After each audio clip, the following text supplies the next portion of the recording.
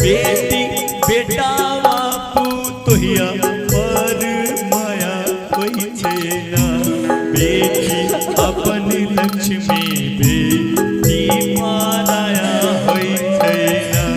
बेटी अपन दुलरी बेटी माराया होई छे ना।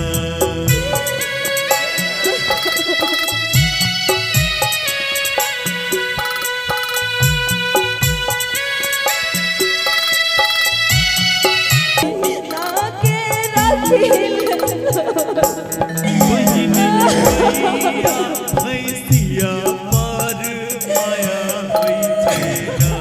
बहिनी गैया भैसिया पर माया होई छे ना।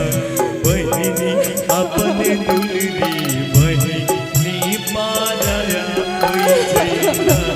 बहिनी अपन दुलरी बहिनी माराया होई छे ना।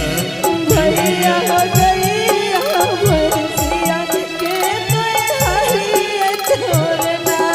बहिनी गैया भैसिया पर माया होई छे ना। भैया गैया भैसिया के तोहरिया छोड़ना।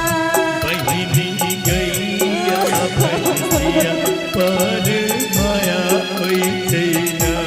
भैया अपना उषा बहिना के रखिल छोड़ना। बहिनी अपन दुलरी बहिनी पाराया होई छे ना।